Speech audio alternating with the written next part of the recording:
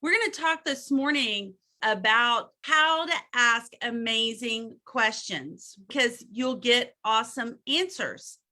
And when you ask very simple questions, you'll get very simple answers. So I want to go on and talk right now about, we're going to talk about asking great questions and what it means to ask great questions. And it's so cute because I'm going to post it today, but our daughter sent a video to us of my granddaughter, and she's trying to get my granddaughter to tell me happy birthday, right? And so it was just a lesson in questions because my daughter said, hey, she's filming this video and she says, can you tell Nana B happy birthday? And she said, birthday cake. And she's like, no, happy birthday. And, can you tell her happy birthday? And she's like, birthday cake. And then she asks her a question and the answer she gets is not exactly the kind of question, the answer that she wants to get to the question that she's asking. And it was just such a lesson in, now, of course, my granddaughter, she's not even 2 years old yet. So she's just answering the question the way she wants to answer it and what she knows, right? But here's the thing. Maybe it's just me, maybe I'm the only one that works with clients that think they know all the answers. Am I the only one? Am I the only one that works with buyers and sellers that think they know all the answers? No. Right? Right? So I'm sitting here listening and my daughter's asking this question and my granddaughter's answering it the way she wants to answer it. Right? So it was another lesson to me that the power of the question is so critical in getting the answers that you need to get from your sellers or you want to get from your sellers or your buyers in order for you to move the transaction forward, right? And this is especially true when we are in competition for a listing. I want to talk about that this morning a little bit and how powerful questions will get you powerful answers, right? So many of us, we in every day, we're going into a situation every day where we have some type of salesperson that's trying to help us, right? Some of you have heard me use this analogy before, but this weekend, raise your hand if you went shopping. Raise your hand if you went shopping this weekend or Friday or whatever. If you went out, went shopping, grocery store, whatever it is, you went shopping. And in some situation, maybe this weekend or prior to this weekend, someone asks if they can help you, right? You're in the grocery store, you're in the grocery store aisle, someone is putting up stuff in the shelf and they'll say, hey, can I help you find something? Or can I help you, right? Or you go into a retail store and they ask, can I help you? And what do you say? Take yourself off mute. What do you say? Come on, somebody tell me. Just looking. Just looking. I'm just looking. No, you can't help me. I'll know it when I find it, right? All of these things. So when you're the salesperson, the same thing happens, right? You ask questions. They don't want to be sold. And so they're telling you they're just looking. It's so funny because some of the agents that are on this call right now, I coach one-on-one. And when I have a coaching session with them, I'll say, how did your open house go? Joanne's going to laugh because I'm actually thinking about her. It went great. Did you get any sellers? Yeah, but they said they weren't going to sell for about a year. Sure they did. They don't want you to sell them. That's why they said they're not selling for a year, right? So today is about asking powerful questions. And you can even think about this with your children, with your grandchildren, with your significant other. The power of your question will open up a lot of different answers, right? So I want to talk to you a little bit about what constitutes a powerful question. So first of all, write this down. A powerful question does not elicit a yes or no response. A powerful question does not elicit a yes or no response. So what would a question start with if it was going to elicit a yes or no response? What would it start with? Dovile, I can see you're getting ready to jump on because you know the answer to this one. I always do that with my lead generation. Try to answer for them, and if it's yes or no, I don't ever send it. It's are you ready to buy now? Or yeah, all those questions. And I think 90% of them are the ones that start, with the answer yes or no. Yeah. Have the answer as yes or no. Yeah. So are you ready to buy now? Do you? Have you? Will you? All those questions, right? Those are all yes or no questions, and they're going to elicit a yes or no response. But here's the thing, guys, it's not about the yes or no response.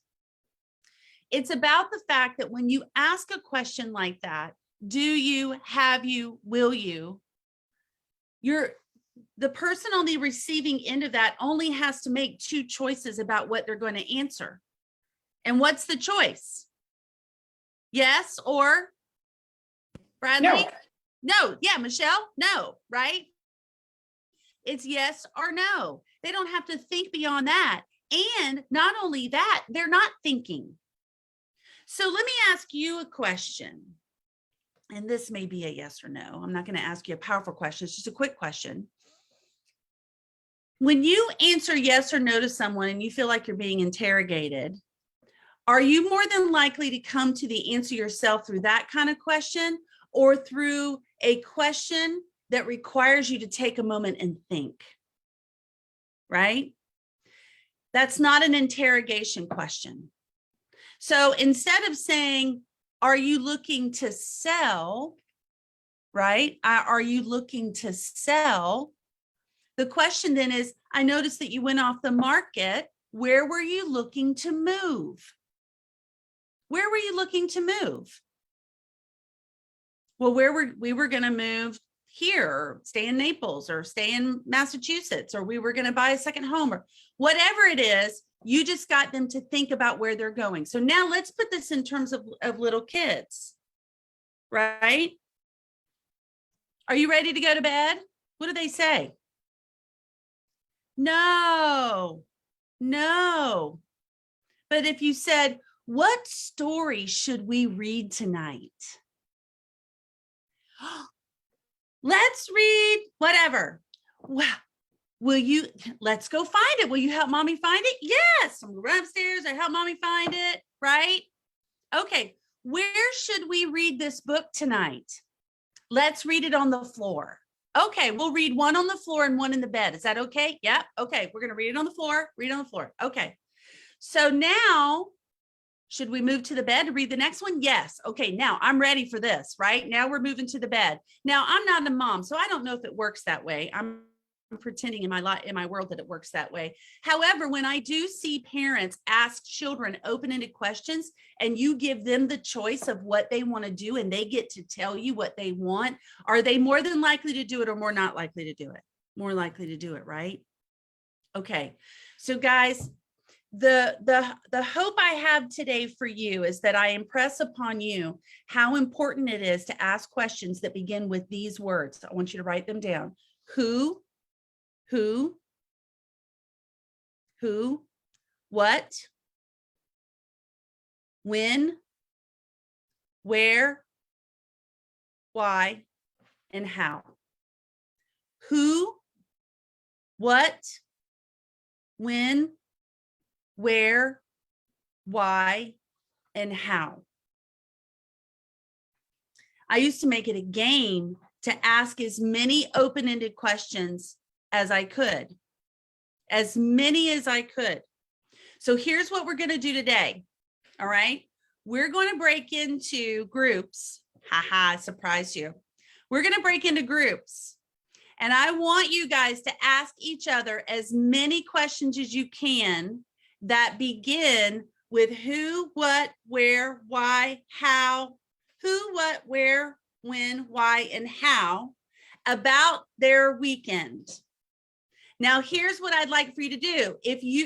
If someone is asking you the question, if they ask you a question that does not begin with one of those words, I want you to not answer it. So let's role play this, Joanne. You ready? Yeah. All right, here we go. Hey, Joanne, how was your weekend?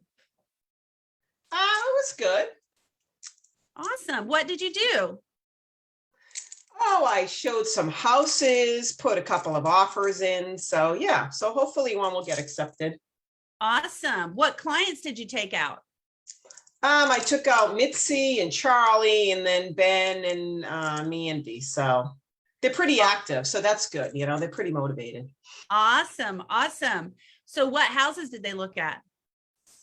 Oh, they looked at one in Norton and a couple in Attleboro, and then we looked at some in Taunton. Awesome. Awesome. Okay. You guys get the gist?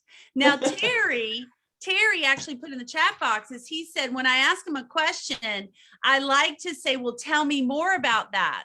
Right. That's awesome. So you'll say you can do that, but instead of saying, tell me more about that, Terry, because I don't want to make this a soft command practice.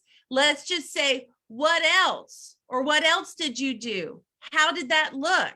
What about it did you like? Let's just keep it to those 6 words that we're going to start with. Okay. Now, here's the thing is that if someone asks you a yes or no question, stop. So you know we can't get off this call without building skill. So here's the thing. You don't have to turn your camera on. You can just turn yourself off mute. I'm going to break you into groups, and we're only going to break into groups for like 5 minutes. And so I'd like for you guys to go back and forth about that. And Joe, whoever is asking the question, like I said, the other person gets to sit there and if they ask a yes or no question, don't answer. All right. So one person asks 6 questions and then switch, and the other person asks 6 questions, and then we're going to come back together. And this is going to prime your pump. Who knows what prime your pump is? What's prime your pump? Get you ready. For what? Yes, get you ready for what, Matt? Lead generation. Lead gen. Exactly. Who just said that? I did. Or Joanne did. Okay, lead generation. Because if you're on this call, I want you to talk to people today. 15 to 20 people I want you to talk to today about real estate. And I want you to ask them some really powerful questions.